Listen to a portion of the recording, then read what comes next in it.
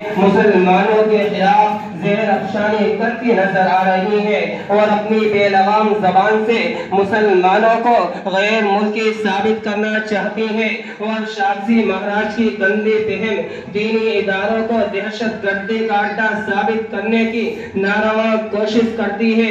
मैं पूछना चाहता हूँ हुकूमत से कि जब हिंदुस्तान की सरजमीन पर अंग्रेज का तसल्लुत हुआ और हिंदुस्तान की मांग का सिंदूर खुर्चा जा रहा था, खूबसूरत इमारतों को मिसमार किया जा रहा था, इज्जत और आबरू को पैरों तले कुचला और रोना जा रहा था, तो वो कौन था जो इस मुल्क की इज्जत बचाने के लिए अपना लहू बहा रहा था? आज तुम हमसे सनदे वफा मांगते हो और सूरज से ज्यादा रोशन तहरीक आजादी में हमारे किरदार को मशकूक निगाहों से देखते हो, तो सुनो, मुल्क के रखवाले हम हैं, इसके मुहाफिज हम हैं, एहसान फरामोश तुम हो, हम ही ने तुमको आजादी की पुरसुकून फिजाएं दी हैं। आओ देखो अपने माजी को, जब तुम अंग्रेज के चुंगल में जकड़े हुए थे, सांस लेने की तुमको मोहलत न थी। इस वक्त इस मुल्क की गोद में परवरिश पाने वाला कोई माई का लाल इतनी जुर्रत नहीं कर सकता था जो अंग्रेज की हुकूमत को ललकार सके और दुनिया की सुपर पावर ताकत का मुकाबला करने के लिए आवाज उठा सके।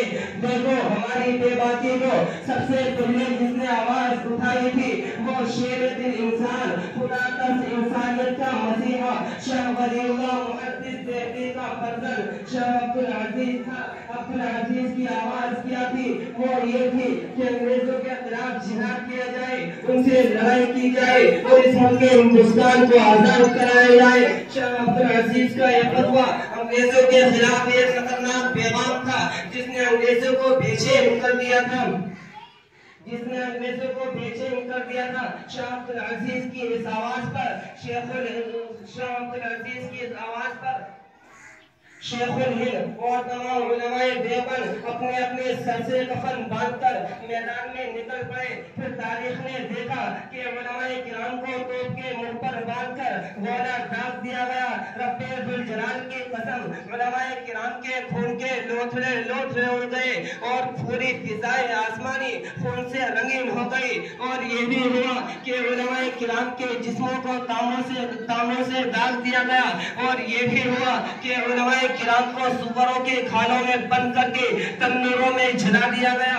लम्हाते तारीख ने ये भी देखा कि उलमाए किराम को बोरियों में बंद करके दरियाओं में डाल दिया गया और ऊपर से गोली का निशाना बनाया गया और उलमाए किराम को देखते हुए अंगारों में डालकर उनको भून दिया गया। और ये भी हुआ और उलमाए किराम से ये कहा गया, ए उलमा, ए मौलवियों, तुम सिर्फ ये कह दो कि हम 1857 की जंग आजादी में मौजूद नहीं थे, तुमको छोड़ दिया जाएगा। रब्बे दुल जलाल की कसम, उलमाए किराम ने आग में जलना पसंद किया, सूली पर चढ़ना पसंद किया, गोले से भूनना पसंद किया, लेकिन अंग्रेज के सामने किसी एक ने भी गर्दन नहीं झुकाई। अलगर्ज मुख्तसर ये है कि अगर आजादी हिंद में अगर हिंदुस्तान को आजाद कराने में उलमाए किराम न होते तो हिंदुस्तान कभी भी आजाद नहीं हो सकता था।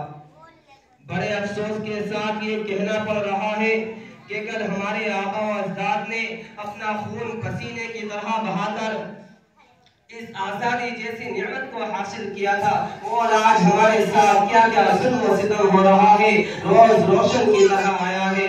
मैं पूछना चाहता हूँ उन ताशुब परस्तों से, उन तरीका परस्तों से, उन आजादी का नाम लेने वालों से कि आजादी इसी का नाम है कि जो चाहे मदारिस पर हमला करे, जो चाहे मदारिस को बुरा भला कहे, जो चाहे मदारिस पर पाबंदी लगाए, जो चाहे कुरान में तहरीफ का मुतालबा करे, कि आजादी इसी का नाम है कि हमको दहशतगर्द करार दिया जाए।